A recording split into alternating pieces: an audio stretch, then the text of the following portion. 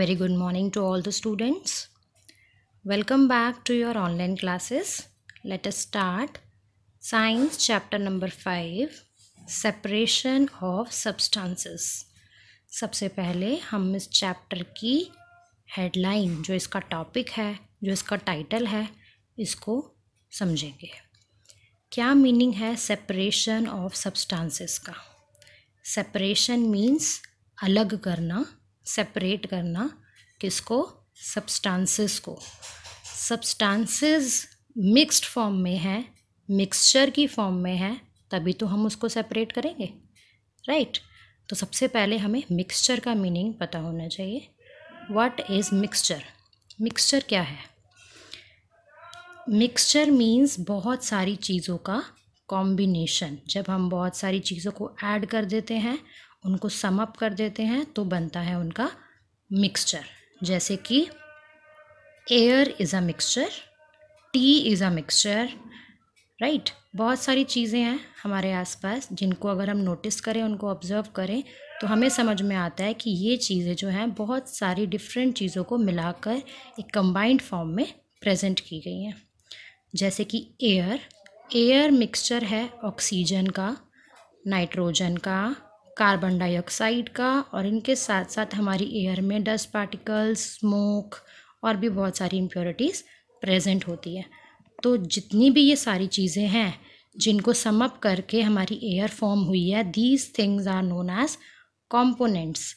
ये सारी चीज़ें कॉम्पोनेंट्स हैं. जब कॉम्पोनेंट्स को ऐड किया गया तो बना हमारा मिक्सचर. इसी तरीके से हमारी जो टी है, जो हम चाय पीते हैं, उसमें भी शुगर होती है, मिल्क होता है और चाय की पत्ती होती है. इन तीनों चीज़ों को मिलाकर ही हमारी चाय रेडी होती है, राइट? तो sugar, milk, tea leaves are components and tea is a mixture of all these components, right? Now come to raw rice. चावल जो हम मार्केट से ख़रीदते हैं, उसको कुक करने से पहले हमें चावल को साफ़ करना होता है.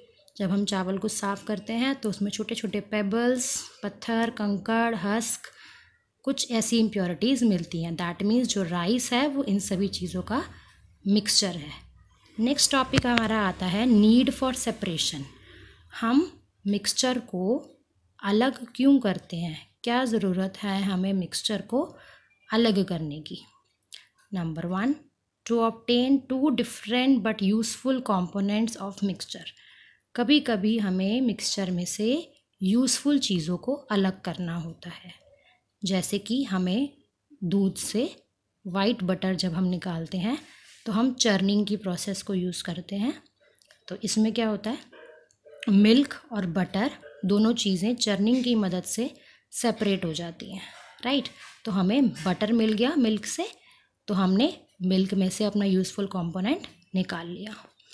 Second is to remove harmful components और इम्प्योरिटीज़. कभी कभी कुछ चीज़ें हमें नहीं चाहिए होती, तो उसको हम उठाकर अलग कर देते हैं, सेपरेट कर देते हैं. जैसे कि हमारे पास एक प्लेट राइस है, उसमें से हमें अगर 10 पेबल्स मिल गए या थोड़ा सा हस्क मिल गया, तो उसको सेपरेट करने के बाद हमारे पास जो राइस बचेंगे वो हमें प्योर चीज़ मिल गई अपनी, और हमने हार्मफुल कंपोनेंट्स को उठा के सेपरेट कर दिया, राइट? फिर आता है हमारा to remove unuseful components of mixture. कभी कभी हम अनयूज़फुल चीज़ को भी अलग करते हैं.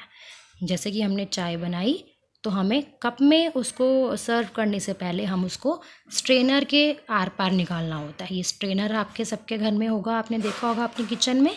तो ये स्ट्रेनर है. इसमें क्या होता है, हम चाय को इसमें से पास आउट करवाते हैं, तो टी लीव्स ऊपर रह जाती हैं हमारी, और टी लीव्स ऊपर रहने के साथ साथ कप में जो हमारी चाय है वो बिल्कुल स्ट्रेन होकर आती है, बिल्कुल प्योर फॉर्म में आती है. तो ये ज़रूरत होती है हमें मिक्सचर के कंपोनेंट्स को सेपरेट करने के लिए. Okay, thank you.